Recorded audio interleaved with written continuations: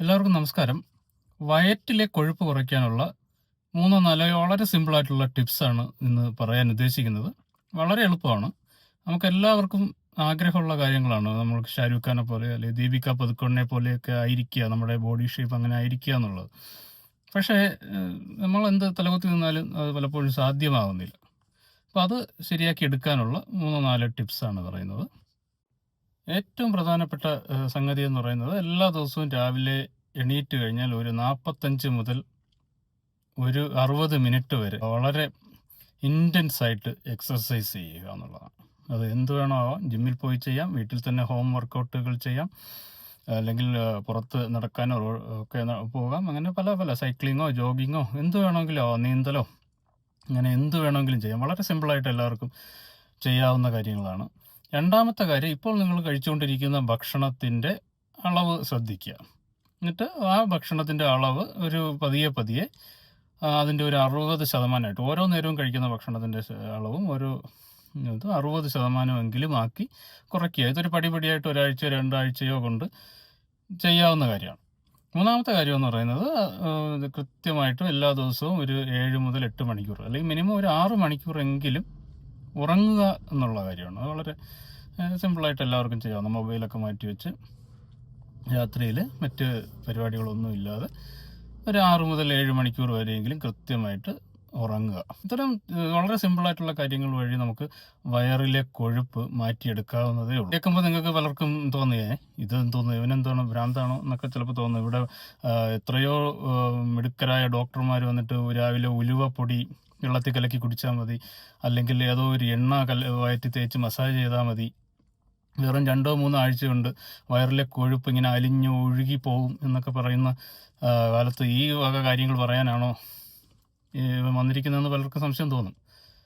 പക്ഷെ ഒട്ടും സംശയിക്കേണ്ട. ഇതാണ് ഏറ്റവും സിമ്പിളായിട്ടുള്ള ഏറ്റവും എളുപ്പമുള്ള വഴി എന്ന് പറയുന്നത്.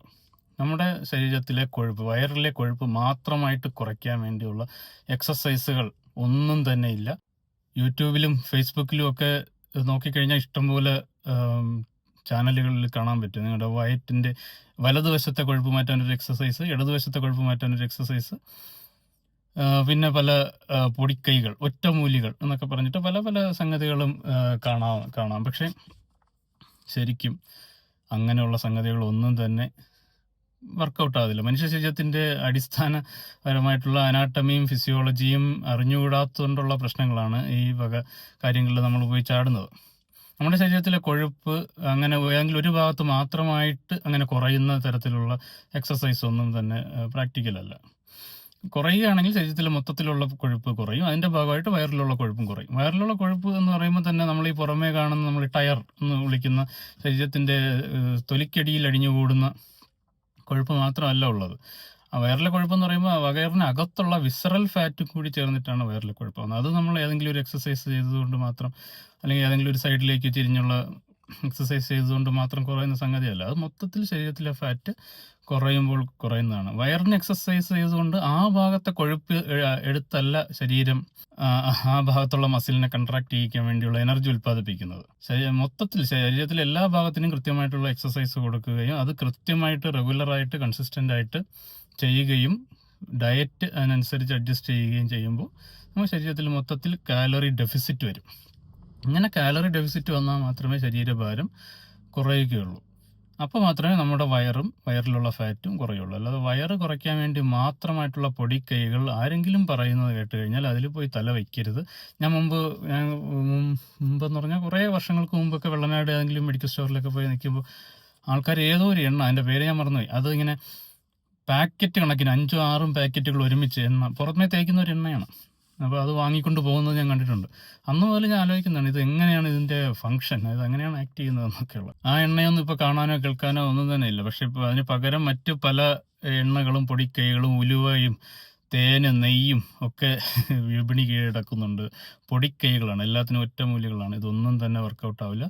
ഇതിന് വേണ്ടിയിട്ട് ഒരു ഷോർട്ട് കട്ടും ഇല്ല. വയറ് കുറയ്ക്കാൻ വേണ്ടി യാതൊരുവിധ ഷോർട്ട് കട്ടുകളും അവൈലബിൾ അല്ല. പ്രാക്ടിക്കലല്ല. മനുഷ്യ ശരീരം അങ്ങനെ ഷോർട്ട് കട്ടുകളിലൂടെ ഒന്നും ചെയ്തെടുക്കാനൊന്നും പറ്റില്ല. പിന്നെ സർജറികളൊക്കെ ഉണ്ട്, ലൈപ്പോസക്ഷൻ, ബാരിയാട്രിക് സർജറി പോലത്തെ സർജറികളൊക്കെ ഉണ്ട്.